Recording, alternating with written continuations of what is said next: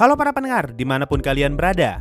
Akhirnya, setelah menunggu cukup lama, di hari Jumat kemarin, rilis juga sinopsis untuk volume 15 Overlord. Buat yang belum tahu, volume 15 sudah pasti akan rilis pada tanggal 30 Juni 2022 ini, di mana volume 15 akan menjadi part 1 dan volume 16 akan menjadi part 2-nya. Judul kuda novel itu nantinya adalah The Half-Foot Elf Godkin part 1 dan part 2. Kalau ngikutin perilisan volume 14, sinopsis volume itu rilis pada bulan Oktober 2019 dan setelah 3 bulan lebih, barulah cover artnya ikutan rilis yaitu pada bulan Februari 2020. Jadi, kemungkinan cover art volume 15 baru akan rilis sekitaran akhir bulan Mei atau awal bulan Juni.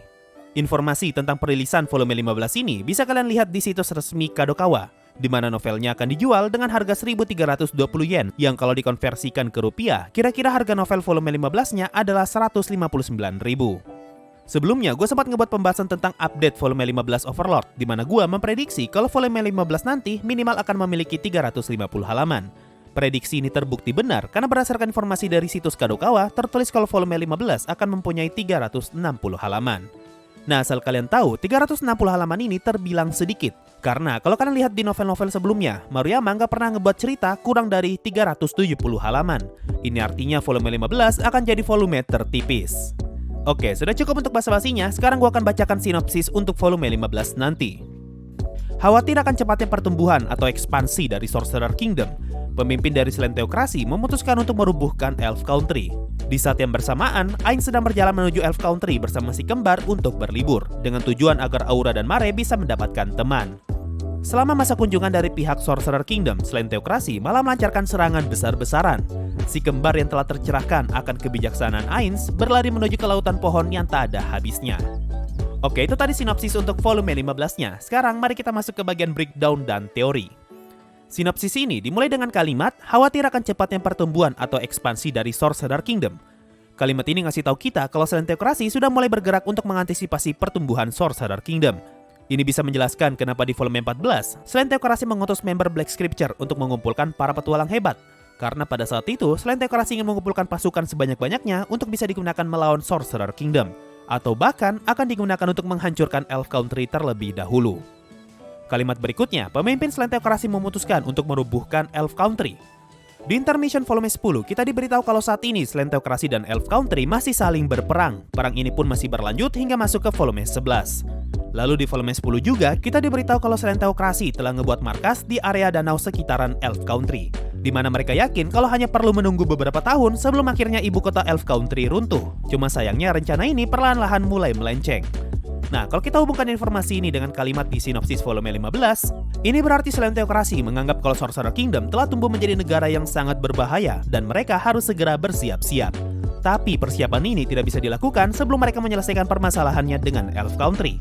Jadi, dari yang awalnya mereka ingin menghancurkan Elf Country secara perlahan-lahan, saat ini rencana itu telah berubah, di mana Slant Theocracy terpaksa harus melakukan serangan besar-besaran agar dapat segera menyelesaikan konflik ini. Apalagi seperti yang gue jelasin tadi, semenjak volume 14, Slant Theocracy telah mengumpulkan banyak pasukan baru, sehingga ini adalah momen yang tepat untuk menyerang Elf Country.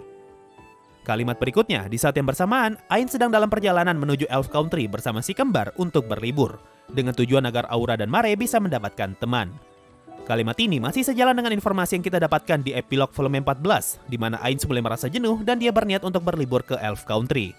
Ainz pun berencana mengajak Mare dan Aura dengan tujuan agar mereka berdua bisa mendapatkan teman sesama elf. Walaupun rencana ini sebenarnya hanyalah kedok agar Ainz bisa berlibur dan tidak dianggap lari dari tanggung jawabnya.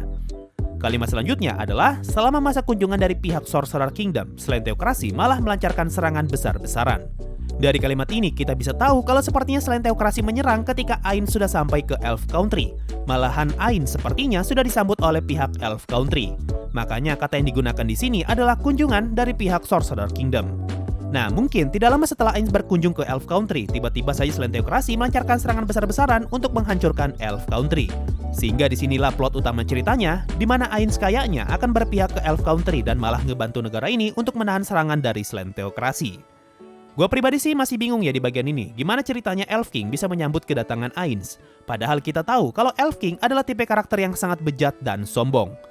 Nah, mungkin karena Ainz datang sambil membawa dua orang elf, yaitu Aura dan Mare, bisa saja Elf King jadi sangat ramah kepada Ainz dengan tujuan untuk bisa mendapatkan kepercayaan Aura dan juga Mare. Karena ingat, tujuannya Elf King adalah untuk mencari sosok yang kuat untuk dinikahi, sehingga dia bisa mempunyai anak yang kuat. Jadi bisa saja Elf King mencoba ramah kepada Mare dengan tujuan untuk dibegituin. Kenapa Mare? Karena mungkin Elf King mengira Mare adalah elf perempuan. Atau bisa juga Elf King mengira kalau Aura dan Mare adalah keluarga kerajaan dari ras Dark Elf, dikarenakan mata mereka berdua yang berbeda warna antara kanan dan kirinya.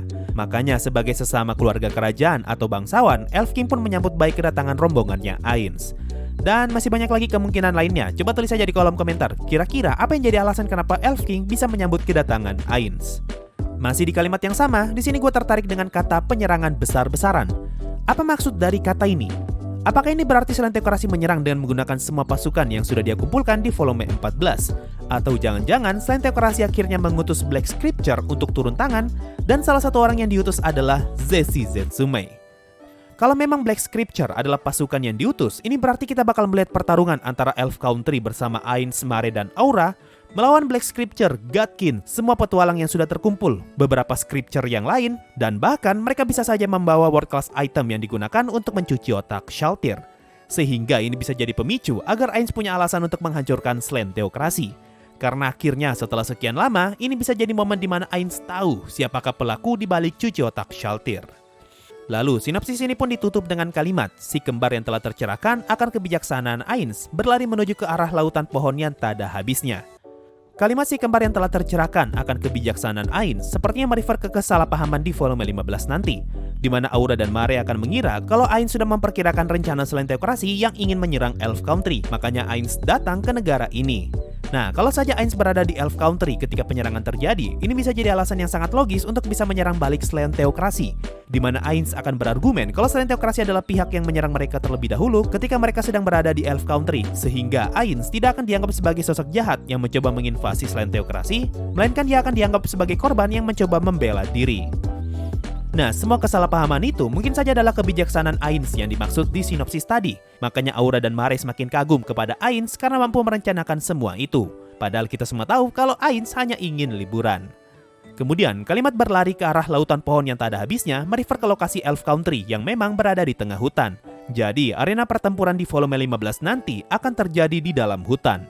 Nah, yang sangat menarik, hutan adalah area pertarungan yang sangat menguntungkan bagi Mare dan Aura. Karena mereka berdua adalah NPC dengan ras elf, dan mereka juga adalah Floor Guardian yang menjaga lantai 6 Nazarik, yaitu lantai yang berisi hutan raksasa. Jadi, sudah bisa kebayang nih akan segila apa pertarungan di volume 15 nanti, yang menurut gua lagi-lagi akan berujung pada pembantaian. Karena Selain Teokrasi melancarkan serangan besar-besaran, ini berarti mereka akan datang membawa banyak sekali pasukan. Nah, sialnya, Mare adalah NPC dengan serangan area terbaik. Jadi, mau berapapun musuh yang bakalan datang, mereka semua bisa dibantai dengan mudah. Ditambah dengan Aura yang mempunyai banyak hewan peliharaan, ngebuat dia bisa bertarung melawan banyak orang sekaligus. Malahan gua rasa ya, pertarungan di volume 15 nanti bukan lagi pembantaian, melainkan berubah menjadi ladang berburu untuk hewan-hewannya Aura. Ya intinya, kalau berdasarkan sinopsis volume 15, sepertinya yang bakal banyak dapat jatah pertarungan adalah Aura dan juga Mare. Sedangkan Ainz sepertinya akan mengambil peran pasif sama seperti di volume 14 kemarin. Atau mungkin volume 15 akan jadi momen Aura dan Mare unjuk gigi, dan volume 16 akan jadi momen Ainz turun tangan langsung. Nah, kalau untuk perkara Zeshi Zetsume ya, sampai saat ini sih masih belum bisa ditebak ya, perannya akan seperti apa di volume 15 nanti. Cuma kalau melihat judul ya sudah pasti Zeshi bakal muncul di volume ini. Oke, itu tadi berita sekaligus prediksi untuk cerita di volume 15 nanti, berdasarkan sinopsis yang sudah beredar. Perlu dicatat, kalau semua yang gue sampaikan tadi mengenai penjelasan sinopsis hanyalah satu dari sekian banyak kemungkinan yang bisa saja terjadi di volume 15 nanti. Jadi bisa saja apa yang gue prediksikan salah semua, salah sebagian, atau bahkan benar semua. Walaupun benar semua sih mustahil ya. Intinya semua itu nanti akan terjawab ketika volume 15-nya rilis. Mungkin itu saja untuk video kali ini. Makasih semua yang sudah mendengarkan sampai di titik ini. Sampai jumpa di video berikutnya. Dan bye-bye. Video kali ini gak ada yang nyawer, jadinya gue ucapkan terima kasih aja untuk para petualang Adamantite di bulan ini, yaitu fans Kuroges Nime, Nigredo fans, Marvelox D, Fieri J, Joseph Rafael Andre, Zanak, dan juga fanboy garis keras Nobita dan One Piece. Makasih semua yang sudah donasi dan gabung jadi membership sampai saat ini. Thanks a lot and bye-bye. Thanks a lot and bye-bye.